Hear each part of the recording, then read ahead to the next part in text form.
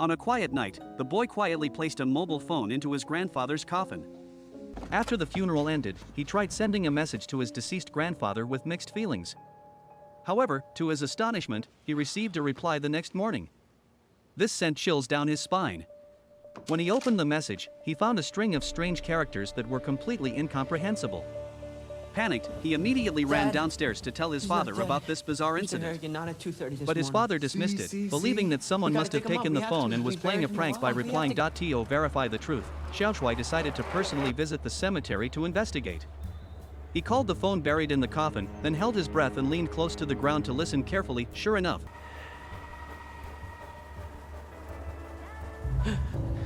the familiar ringtone came from deep within the grave. This left Xiaoshui dumbfounded, but he could only suppress his fear and reassure himself. Maybe it was just an electronic signal malfunction. However, at this moment, Xiaoshui had no idea that even more chilling events were about to unfold. One evening, the school held a dance party. As Xiaoshui was enjoying the lively atmosphere, he was suddenly dragged into a corner by the school bully, who demanded protection money. I have to kick your ass. Faced with bullying, Xiaoshui tried to resist but was brutally beaten to the ground.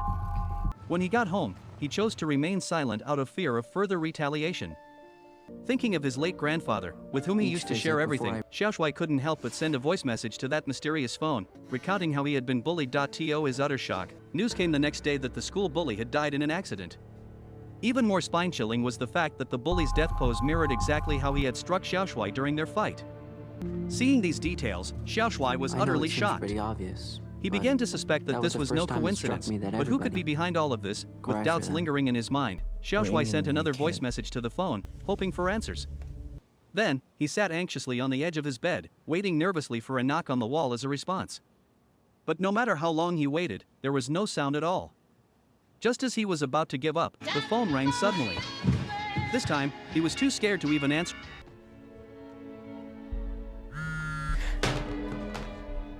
The next day, Xiaoshui hurried to the mobile company to change his phone and number, while the old phone was carefully hidden in a cabinet in the corner of his house.